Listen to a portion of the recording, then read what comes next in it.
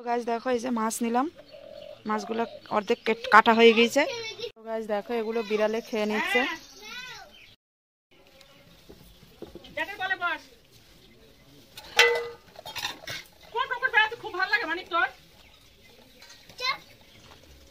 এ বিড়ালে খাক তারিস না।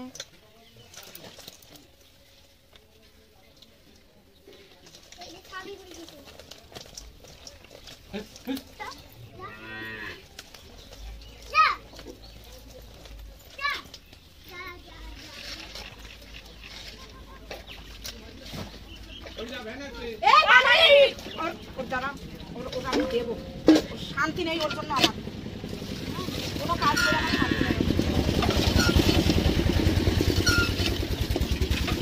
শান্তি নেই।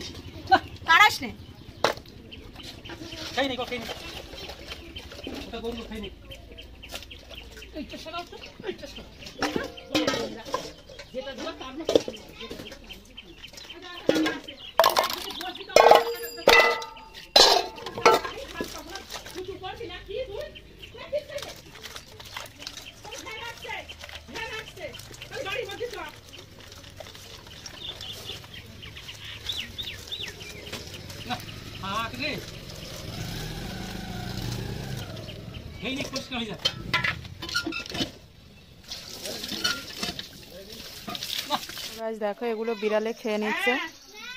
দেখো এই যে সেই মাছ কেটেছিলাম, সেই মাছের তেলগুলো নিলাম, দিয়ে একটা পেঁয়াজ কেটে দিয়ে সেই তেলগুলো দিয়ে দুটো কাঁচা লঙ্কা দিয়ে ছোট্ট একটা রেসিপি করে ফেললাম। কড়াই বসিয়ে দিলাম, এবার শর্টকাটে রান্না করবো আজকে।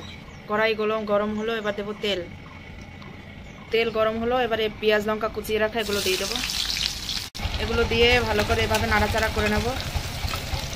তো গাছ দেখো পেঁয়াজ হয়ে গেল, কেটে রাখা টমেটো দিয়ে দেবো।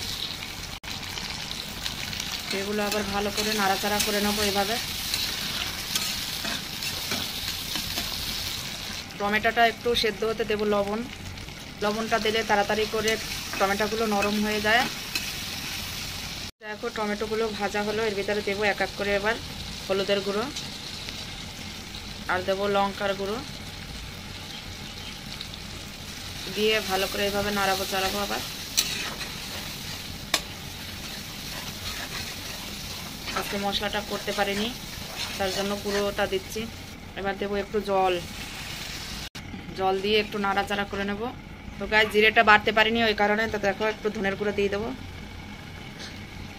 ধনের গুঁড়ো দিয়ে যে রান্না, তো এগুলো ভালো করে দিয়ে মিক্স করে নিলাম। তো গাছ দেখো এই যে মশলাটা কষানো হলো, এবার দেবো জল, পরিমাণ মতো জল দিয়ে দেবো। এই যে দেখো জলটা দিয়ে ভালো করে নাড়বো চাড়বো। এটা ফুটে যখন উঠবে তারপরে দেবো তরকারিটা। দেখো ঝোলটা ভালো করে ফুটে গেল, কেটে রাখা তরকারিগুলো এবার দিয়ে দেবো। কেটে রাখা তরকারি এবার দিয়ে দিলাম। বাবা হাতে পড়লো আমার।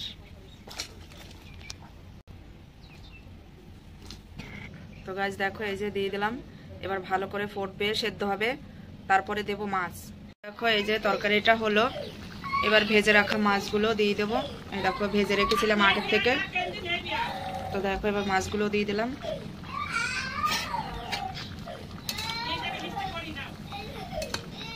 আর বাবু উঠে পড়েছে, বলছে হিসু করবে বলে কাঁদছে শুধু। এই তো আসছি, দাঁড়ায়। তো দেখো এবার মাছগুলো দিলাম, এবার একটু ফুটিয়ে নামিয়ে ফেলবো। দেখো স্নান করে আসলাম, এবার ভাত খাবো। তো শর্টকাটে রান্নাটা কেমন হলো, কেমন লাগলো তো অবশ্যই কমেন্ট করে জানাবে। তো ভালো থাকো, বাই বাই।